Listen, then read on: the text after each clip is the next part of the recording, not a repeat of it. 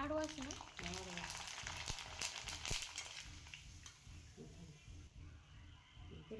बघू शकता किती मस्त पापड झाले. आज आपण इथं वर्षभर टिकणारे असे रव्याचे पापड बघणार आहोत. त्यासाठी इथं मी 1-1.5 वाटी रवा घेतलेला आहे. त्याला आता आपण काय करायचं, स्वच्छ असं धुवून घ्यायचं. धूळ वगैरे असेल ना रव्यामध्ये ते सगळं निघून जाते आणि त्याचं सगळं पाणी काढून आपल्याला नंतर अजून 1 वाटी पाणी टाकून ते रवा आपल्याला छान असा भिजत घालायचा आहे. आता इथं बघू शकता सगळं वर अशी धूळ असं काळपट पाणी आलेलं आहे.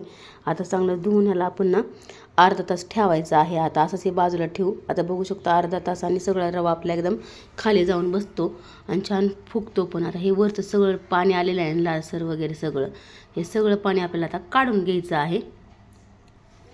पाणी कायच ठेवायचं नाही, सगळं लालसर पाणी अख्खं काढून घ्यायचं आहे.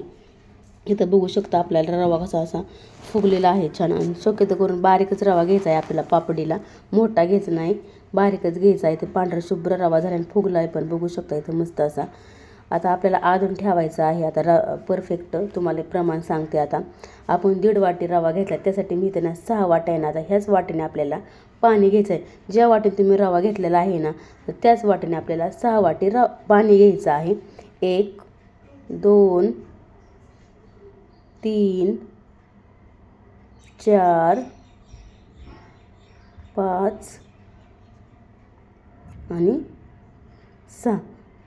6 वाट्या मी इथं पाणी टाकलेलं आहे. आता इथं मस्त मी चांगलं ह्याला आधून आणून दिलेलं आहे. एकदम असं खळखळून उकळी आणून द्यायची आहे. आता ह्याच्यात मी थोडंसं तीळ टाकलेलं आहे. थोडंसं आपलं पापड खार टाकायचं आहे. पापड खार टाकायचं आहे, कारण का टाकताना पापड खार तर पापड आपल्याला लाल होऊ शकतात. त्यामुळे पापड खार टाकायचं नाही. 1 पोह्याचा चमचा बरोबर पापड खार टाकायचा.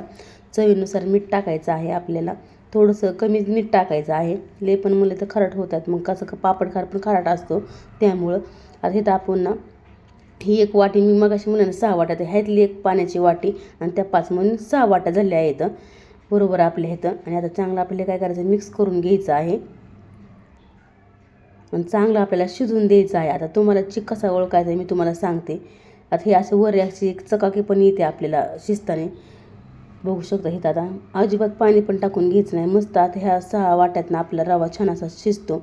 आता इथं मी ताटावरती थोडंसं मी रवा ते पीठ टाकून घेतलं आहे. बघू शकता त्या ताटावरचं आपली पापडी कुठंच हलत नाही, जाग्याबरोबरच आपला चिक बसतो. त्यामुळं म्हणायचं परफेक्ट आपला चिक शिजलेला आहे, कारण का चिक तर महत्त्वाचा असतो.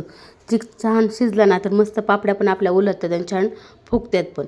आता हे तर आपल्या कडकडीत आपल्याला 2 दिवस तर चांगल्या ह्या पापड्या वाळून घ्यायच्या आहेत. इथं बघू शकता एकदम अशा पांढऱ्या शुभ्र आपल्या अशा पापड्या झालेल्या आहेत. चला तर मग आता मी सगळं इथं पापड करून घेते. तुम्हाला मी तळून पण दाखवणार आहे आणि कशी पापडी खुसखुशीत झालेली आहे ते पण तुम्हाला दाखवणार आहे. खाताच थोड्यात वेगळं अशी ही खुसखुशीत पापडी होते. नक्की तुम्ही अशा पद्धतीने ट्राय करून बघा. आवडला असेल तर लाईक शेअर सबस्क्राईब करत जावा. कोण नवीन चॅनलवर असेल त्यांनी पण लाईक शेअर करत जावा चॅनल. असेच नवनवीन तुम्हाला वाळवण्याचे पदार्थ बघायला भेटतील. इथं बघू शकता एकदम अशा पांढर शुभ्र आपल्या रव्याचे पापड झालेले आहेत. कडकडीत आपल्याला 2 दिवस ह्याला उन्हात छान असे वाळून घ्यायचे आहेत. बघू शकता इथं मस्त खूप छान पापड होतात. हे तुम्ही पण नक्की करून बघा. आता 2 दिवसांनी आपण बघू. आता 2 दिवस झालेले इथे छान आपले असे पापड झालेले आहेत. बघू शकता तीळ जिरं टाकल्यामुळे खूप छान लागत आहेत. आता मी तुम्हाला सगळे इथं पापड तळून दाखवते. खाताच तोंडात वेगळं असे रव्याचे पापड झालेले आहेत. चौपट म्हणलं तरी फुलतात हे पापड खूप छान. तरी मी तेल थोडं कमीच घेतलं, जास्त तेल टाकलं तर जास्तच फुलते. तिथं बघू शकता आता मस्त अशा पापड्या एकदम पांढऱ्या झाल्या, लालसर अजिबात झालेले नाही. तर त्यामुळं पापड खार मापातच टाकत जावा. टाकलं पापड खार मग काय लाल पापड्या होत्यात आणि आपल्याला कसं वर्षभर साचून ठेवायला लागतं. हे बघू शकता सगळ्या पापड्या झालेल्या आहेत आपल्या. तुम्हाला तोडून पण दाखवते, आवाज पण बघू शकता मस्त.